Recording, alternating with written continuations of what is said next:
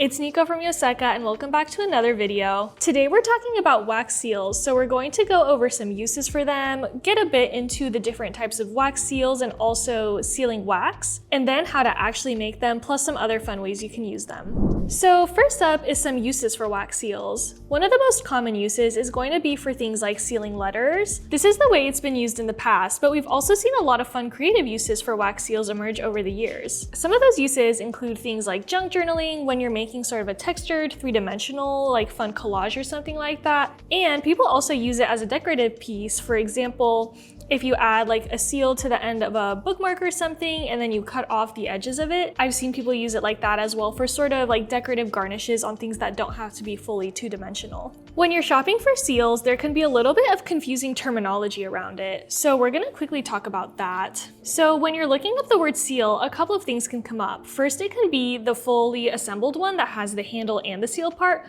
but actually just this piece alone is also commonly called a seal or a die. And when you're purchasing just that one piece, you'll actually need to separately purchase a handle. Some of the reasons why people will choose to collect individual dies over having the seals with the handle pre-attached is that they're a lot easier to store. So if you're building up more of a collection, they're easier to store, they're smaller, and then you just have to interchange the handle on them. Next, into sealing wax. There are a couple of types that typically come up. So first step is going to be this stick type. So when we open this up, we'll see that they're a full stick.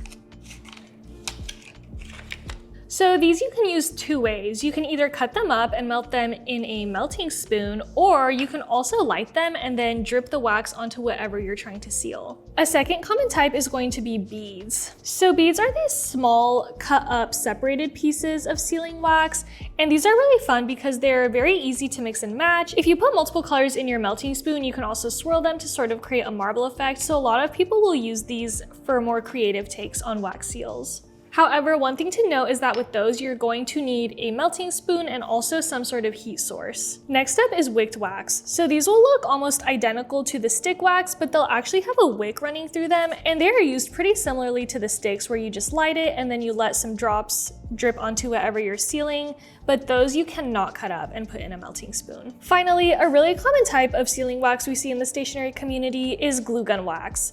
These are really handy because you can do a lot of smaller intricate designs with these, and that's when you sort of get more into that very decorative aspect of it where people are creating layers and like scraping things and stuff. But another great feature when you're using glue gun wax is that they're great if you're having to make a mass quantity of something. Like for example, if you're sealing invitations for something, glue gun wax is definitely going to be the quickest way. All right, let's get into how you actually make a wax seal. So first up, you want to grab your sealing wax. You're also going to need a heating source that works with it. So for the stick, you can use a lighter or a match, or you can also cut it up and put it in a melting spoon. Today we're actually using an electric heat source. So we got this online and it's great because it doesn't have any open flames on it, but a lot of people really like that sort of vintage feeling when you're doing wax seals. So a lot of people will purchase, it's kind of this contraption where it has like a little basket where you nestle the melting spoon into it, and then there's a little bit of room underneath it for you to slide in a tea light to melt the wax that way. For a 1-inch seal, you want around 3 to 5 melting beads or around 15 to 20 drops of wax, or however many get you a big enough pool to use the seal that you've chosen on.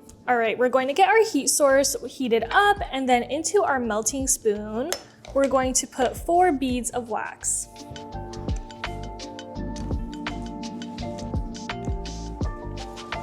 All right, let's let that melt.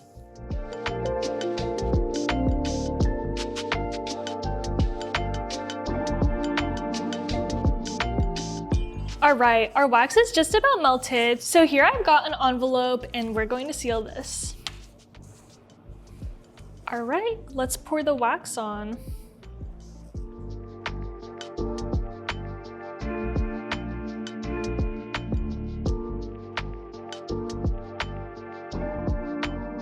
And then we're going to grab our seal here and place it right on top. Something to note is you don't actually have to press on the seal. The weight of it and gravity will actually push it down just enough. One common question that people tend to ask with wax seals is how you clean it, and it's actually super easy. While it's still warm, you want to grab your spoon and just a paper towel and you can just wipe it right out. But make sure to be careful because it does get pretty hot. Once 30 seconds has passed, the wax should be dry enough for you to lift the seal off. All right. there we have it. Some other fun ways that we've seen the community using wax seals is firstly by putting things underneath it. If you have things like dried flowers or ribbon, you can actually put those right underneath before you pour or drip the wax on top of it and put the seal on top. Another fun way that we've seen people use it is by mixing together different colors of beads to create a marbled effect. Another use I've seen before is also people cutting out a shape that's round, sort of like the diameter of whatever seal they're using, and then actually using clear sealing wax before impressing it with their seal, and that makes for a really fun effect as well. We hope that this tutorial was helpful for you if you're just getting into wax seals, or we hope that it brought you some fun new ideas if you're someone who's been actually making wax seals for a long time. Let us know which of these ideas you'll be trying out, and we're excited to see everyone's creative uses for it. Bye!